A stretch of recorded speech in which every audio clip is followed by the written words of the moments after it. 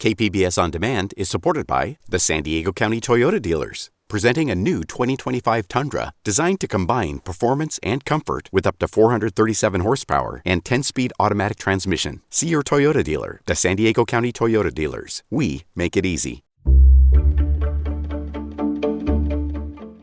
Good morning. I'm Debbie Cruz. It's Friday, October 21st. We look back at Mayor Serge Dedina's tenure in Imperial Beach as he leaves office.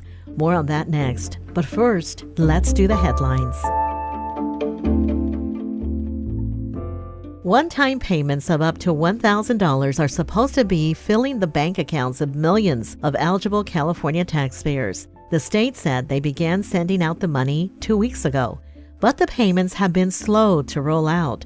For those who electronically filed their taxes in 2020 and received a refund by direct deposit, their payment will come via direct deposit before November 14th. Others should expect to receive the money in the mail on a debit card as late as January. A heads up for coaster passengers. There will be no coaster service in San Diego County tomorrow and Sunday. The closures are for regular maintenance and infrastructure improvements along the coastal rail. No replacement bus services connecting coaster stations will be available this weekend either. Coaster will resume regularly scheduled services on Monday. It's going to be a big weekend for San Diego sports teams. The Padres are in Philadelphia playing against the Phillies today, tomorrow, and Sunday for the National League Championship Series. San Diego Wave FC is also getting ready for a big game this weekend. The team is headed to Oregon to face the Portland Thorns on Sunday in the league's semifinals. From KPBS, you're listening to San Diego News Now. Stay with me for more of the local news you need.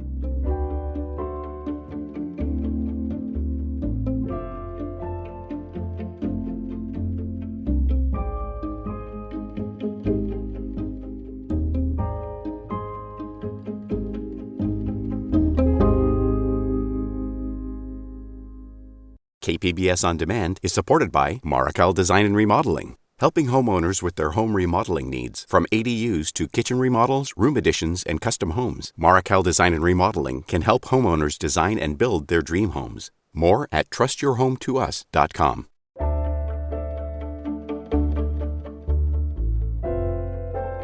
Imperial Beach residents will welcome a new mayor to City Hall in January. 8 years after winning his first term in office by just 43 votes, Serge Dedina is returning to his environmental activism roots. KPBS environment reporter Eric Anderson has details. The Imperial Beach Library holds a special place in Serge Dedina's heart.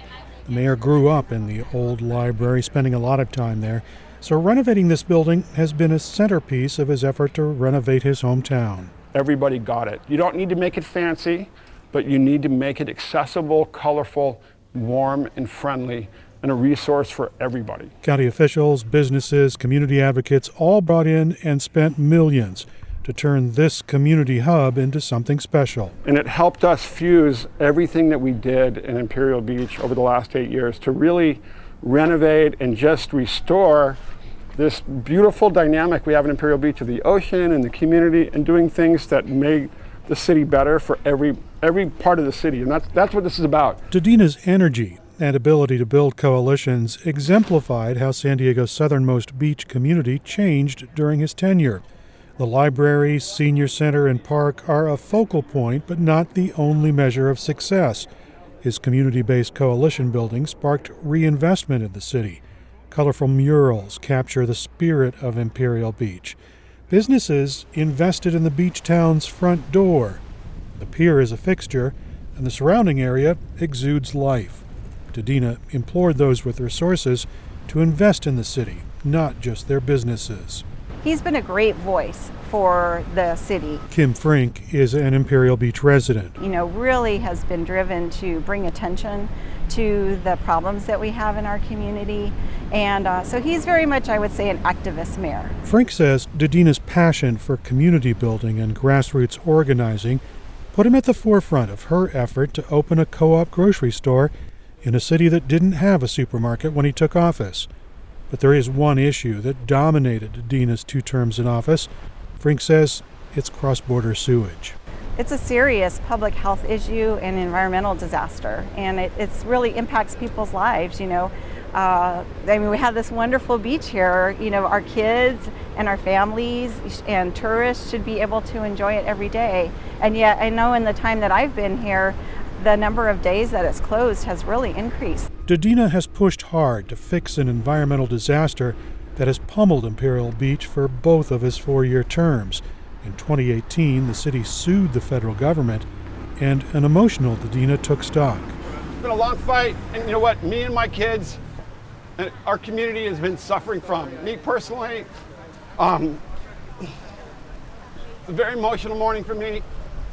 Vivid memories of taking my kids to the emergency room.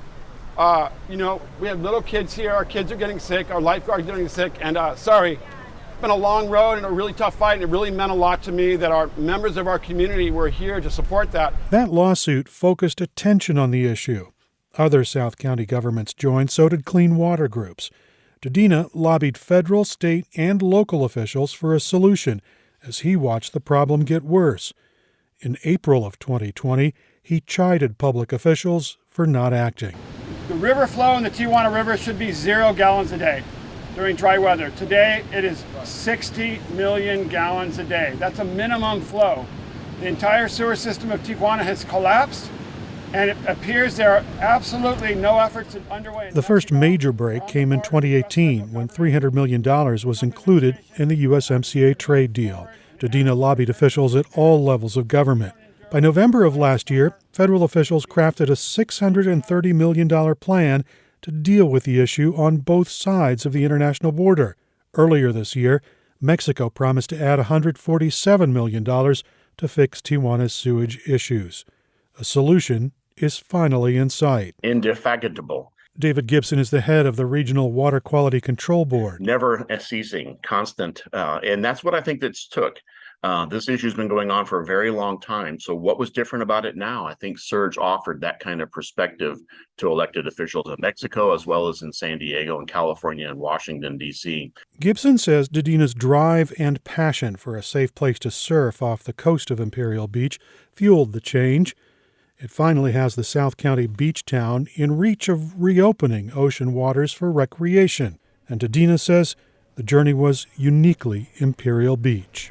This is not anywhere else. You got to be cool and funky and grassroots and community, and that's what works here. 4 people are running to replace the incumbent, and whoever the next mayor is will find themselves surfing in Dedina's wake. Eric Anderson, KPBS News. 4 seats on the San Diego City Council are up for election this November. KPBS Midday Edition host Jane Hyndman spoke with KPBS Metro reporter Andrew Bowen about District 2. He unpacks the race for us. So let's start with District 2. What are the communities covered by that district, and what are the main issues in the race? So District 2 is one of the districts that changed a bit during the redistricting process that the city went through over the past year, redrawing those maps of which communities fall into which city council district. So as far as the communities now in District 2, Claremont is united as one neighborhood in one district. Previously, it was split down the middle between 2 city council districts. District 2 no longer includes Pacific Beach, so folks in that district are now part of District 1 and will not be voting for a city council member this year. And so the rest of the district is Mission Beach, which, stuck with District 2. It's still there. All of Mission Bay and the communities south of there. So the peninsula communities of Ocean Beach, Point Loma, and the Midway District. As far as issues in this race, housing is obviously one of the biggest issues across the entire city. And it is definitely a big issue in this race because Claremont is on the verge of updating its community plan. So a lot of areas in that neighborhood are going to be seeing zoning for higher density housing. And so that's an issue that's come up in the race. Another issue is simple customer service. So a lot of folks have been disappointed with the incumbent and feel that she hasn't really been responsive to their needs and concerns and criticisms. And so that's an issue that we're hearing talked about a bit in District 2. And the incumbent in District 2 is Jennifer Campbell. Tell us who she is. Yeah, Jennifer Campbell was first elected in 2018. She is a Democrat who unseated a Republican incumbent in that election year, which is something that doesn't happen all that often in city politics, somebody unseating an incumbent. But she really rode this blue wave in 2018, the first election after the Trump presidency, to victory. So her campaign really harped on this issue of her being a Democrat and her opponent being a Republican. And we're hearing that very much repeated this election cycle. She is a physician by training. She has, on her time in the city council, shown some willingness to take on really controversial issues that other council members just don't want to touch. The most notable being regulations for the short-term home rental industry, so Airbnb, basically. A lot of folks on the city council just felt like it was too controversial and not worth, talking about too much. And it had been at a stalemate for a really long time. And she decided, let's figure out a compromise here. She got it passed through the city council, but that frankly cost her some support in her district. A lot of folks in District 2 wanted to take a really hard line against that whole industry. And, Campbell showed some willingness to try and seek a compromise, even if that meant that, she's going to take some political hits for it. Campbell's challenger is Linda Lucas. What's her story? Linda Lucas is a dentist by training. She's also a professor of dental hygiene, so she's an educator, and she holds a real estate license. She told me when I interviewed her that she's running, she really talked about this customer service issue of, District 2 constituents wanting a council member who they feel is listening to them and responding to their concerns and answering their emails and phone calls. She said that she, fully supports the police. She wants to fully fund the police department and sees public safety as a big issue. She did not, however, win the endorsement of the Police Officers Association. So the incumbent, Jen Campbell, has won a lot of the support from interest groups and City Hall institutions. Another interesting thing about Lucas, and I alluded to this earlier, is that she is a Republican and the only candidate on the city ballot who has the endorsement from the San Diego County Republican Party. She, however, doesn't really want to talk about it all that much. I think she probably knows how toxic the GOP brand is in San Diego in the post-Trump era. So she talks a lot about not seeing herself as a partisan, not wanting to lead as a partisan. Nevertheless, she is a Republican, and I think that certainly the Campbell campaign is trying to harp on that message a lot, trying to frame this as an issue of red versus blue. KPBS's Andrew Bowen also has an explainer on Measure C from your ballot this fall. Measure C will ask San Diego voters whether they want taller buildings in the Midway District. Here's that explainer. More than 56% of voters already said yes to exempting the Midway District from the city's 30-foot coastal height limit. But the ballot measure's opponents sued the city, arguing it hadn't conducted a proper environmental analysis. The city lost its initial court battle and is appealing. By taking the issue back to voters, Measure C is the city's de facto backup plan. Midway is not a beach neighborhood. Period. Full stop. DK Anyuo lives in the Midway District and supports Measure C. He says Midway shouldn't have the same height limit as truly coastal neighborhoods. And to fight the blight and revitalize Midway, he says property owners need the ability to build taller. With this current artificial constraint that we've put upon ourselves for the last 50 years, the underlying economics just don't pencil for any sort of development at scale. I'm not anti-development. Philip Halpern is a retired federal prosecutor and Mission Hills resident who opposes Measure C. He says it'll make traffic worse. Midway is not a typical beach area. There's no question about that. But what it is, it's a gateway to the beach area. It's the gateway to Ocean Beach. Also at stake with Measure C is the city's redevelopment plans for the sports arena, which won't be feasible unless the height limit is lifted. Andrew Bowen, KPBS News.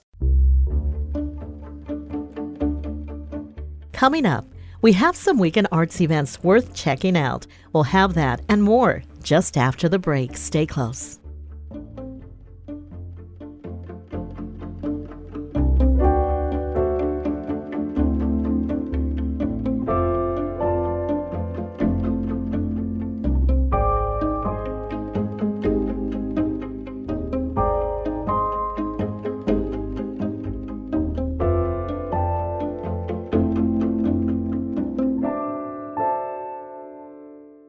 KPBS On Demand is supported by Paint Care, offering households and businesses in California more than 800 leftover paint drop-off sites for recycling.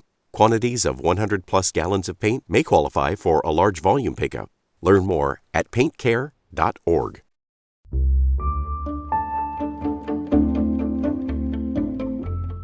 From now until Sunday, veterans needing resources can find them all in one place in Vista.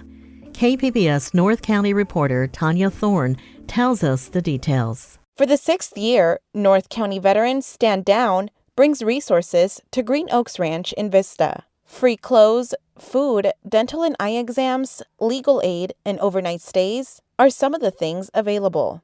Matt Foster is president of the event. He says the services available can help veterans resolve problems holding them back. There's a lot of veterans that have issues. They can't get a job because they have a warrant or they have a ticket. They can't get a driver's license because they have a ticket. At this event, we can actually clear those charges. Pets are welcome too and can receive veterinary services. The event is open to all veterans in San Diego County until Sunday at noon. Tanya Thorne, KPBS News.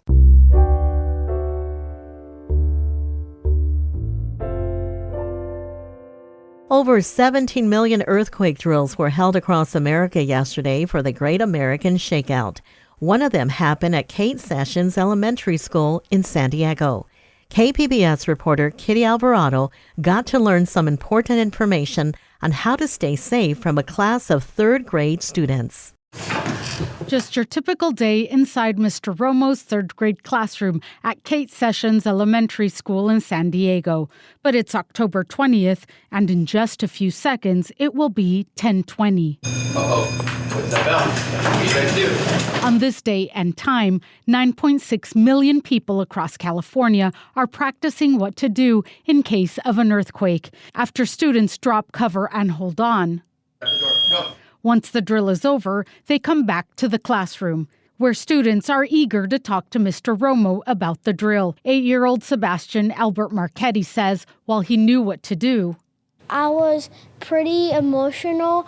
8-year-old Autumn Kay says it's normal to feel this way, and that's why practicing is important. And you really want to practice it a bunch because it will come unexpectedly. Kitty Alvarado, KPBS News.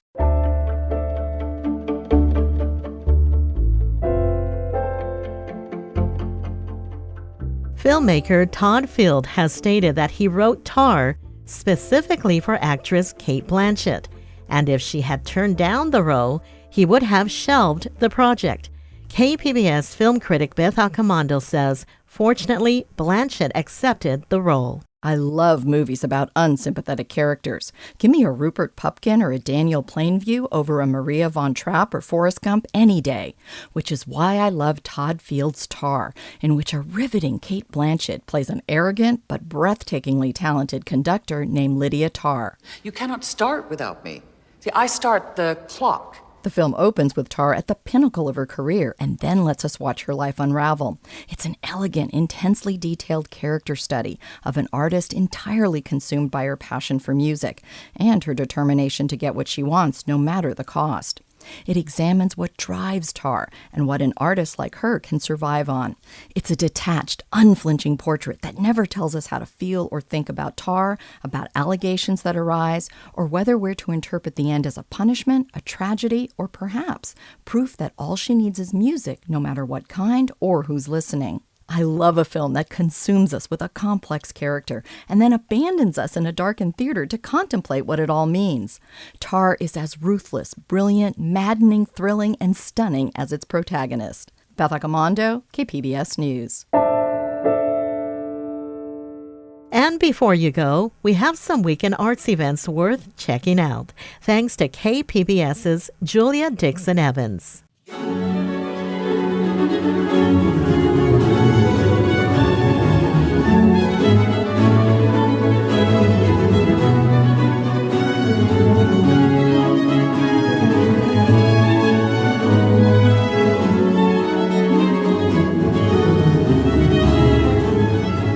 The music ensemble Bach Collegium San Diego that we're listening to is having 2 concerts this weekend. The group will be accompanied by 4 soloists as they perform works by 17th century English Baroque composers.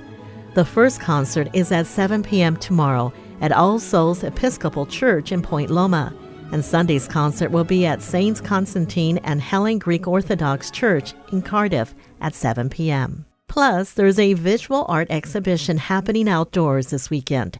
It's part of the ongoing Park Social Initiative from the City of San Diego's Arts Commission.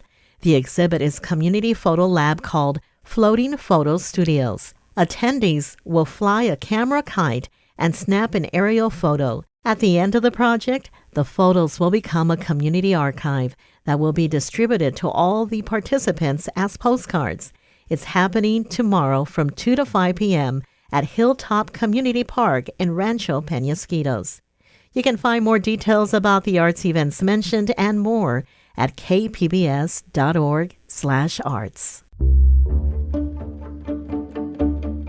That's it for the podcast today. This podcast was produced by KPBS News Editor Joe Guerin and producer Emmeline Mohebi. We'd like to thank KPBS reporter John Carroll for helping out. As always, you can find more San Diego news online at kpbs.org. I'm Debbie Cruz. Thanks for listening and have a great weekend.